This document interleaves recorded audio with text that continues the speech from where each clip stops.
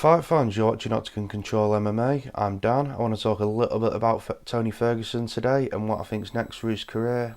Unfortunately, we also lose at the weekend, so he's now gone to 25-5 after that decision loss against Oliveira. Very painful fight to watch, I'm sure a lot of fans can agree. He didn't look his usual self. I don't know what was wrong with him. Not to take anything away from Oliveira, very talented fighter and the biggest win of his career without a doubt. But now Tony needs to assess his options and see what he can do. I've got my lightweight tournament bracket up on the screen now that I made a video on a couple of weeks ago. So as you can see, Oliveira moves on to the first semi-final and he should face the winner of Poirier-McGregor. That fight realistically takes place about probably late March, early April if everyone's on board. So where does that leave Tony Ferguson? Right, the other two quarterfinals we have that you can see on the screen, we've got RDA versus Dan Hooker and we've got Gaethje versus Chandler. I think Tony's next fight though, we've got to take a little step out of that bracket. I think Tony should fight Paul Felder. That gives him a chance to have a bit of a rest, get another fight in, while these next few fights are playing themselves out. Obviously at this point Gaethje Chandler's been talked about a lot. RDA and Hooker's not really being talked about, but I think that's the obvious other fight for the division. So let's say he gets past Paul Felder, which I think is relatively possible for him. Paul Felder's on it again at a similar stage of his career that Tony is. So if he can beat Paul Felder, then I think he should fight the loser of RDA and Dan Hooker. If he can beat them, then the loser of a semi-final that would come from Gaethje Chandler and RDA Hooker. So I'm assuming that semi-final is going to be Gaethje RDA. See RDA beating Hooker quite handily, and I can also see Gaethje beating Chandler with very few problems.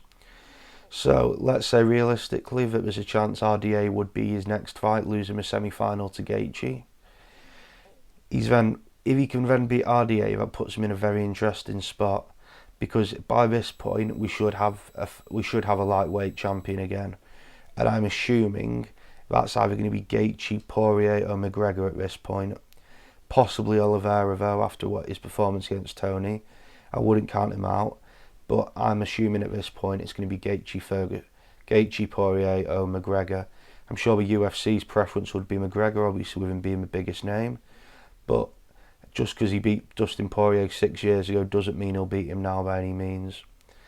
Okay, so let's say Ferguson beats the loser of the second semi-final. That puts him straight in line for the loser of the final, which, and let's say it's Poirier. We're meant to get Tony Poirier earlier this year. Didn't quite pan out, obviously due to pay issues from what I'm led to believe. So he'd fight the loser of a title fight. Presuming he can beat them, that's when he'd get his title shot again. So that's 1, 2, 3, 4. He's 4 wins in a row, all very difficult fights. That's how he gets back to a title shot at lightweight. And I'm estimating if Tony can stay fit, this can be midway through 2022. So he'll be 38 years old, which isn't the oldest we've seen at the lightweight division, but it's not the youngest either. Alright, now let's talk about his welterweight options. If he does move up to welterweight, I think his first fight, you've got Damian Maia and Michael Chiesa, both great choices. If he can beat either of them, then I'd like to see him against the loser of Masvidal Colby. Masvidal, he's roughly the same age as Tony, and obviously he comes off a loss to Colby, then he'd be looking for a bounce back fight. So Tony would make sense for him, providing that Tony got past Chiesa or Maia.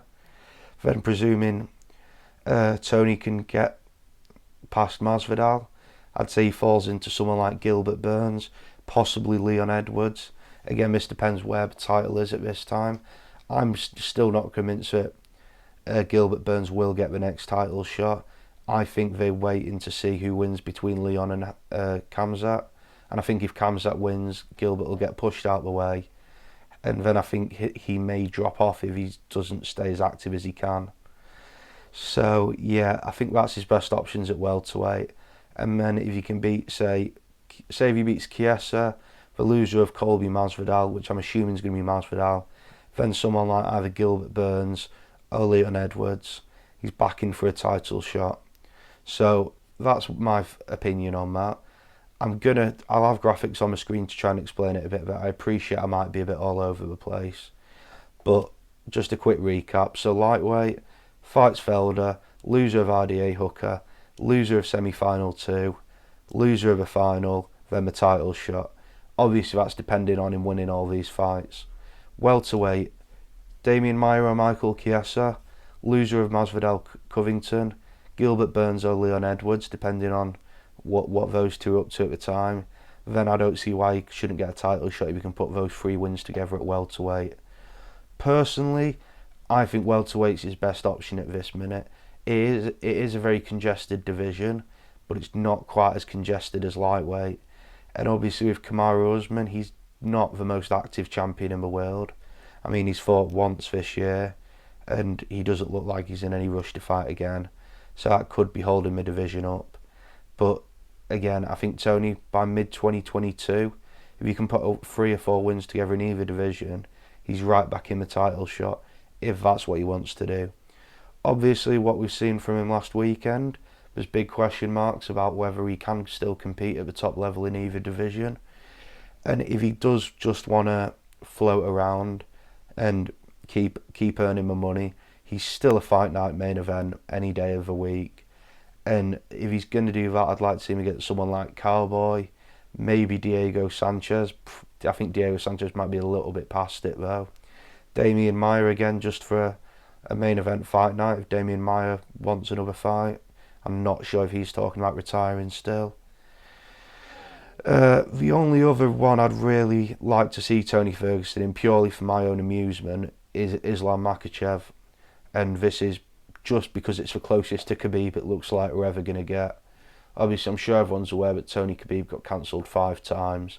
It doesn't look like it's going to happen now after his recent performances. So, Tony Islam Makhachev, that's a fight night main event. And if he puts one over on Makhachev, who knows, that could even get Khabib back out of retirement to try and avenge his mate's loss. Alright, like I say, this video has been a bit haphazard. My train of thought may have been a bit hard to follow. I've not done a lot of research this one, I just wanted to get my opinions out there. I'll have graphics on the screen to try and help you along with my thought pattern. And I hope everyone enjoyed this one. Diego Lima and Bilal Muhammad, the breakdown for that fight will be coming out later tonight, hopefully. That's the featured prelim on this weekend's card. UFC Vegas 17, Wonderboy versus Neil. So I hope everyone enjoyed this, and I will see you all later.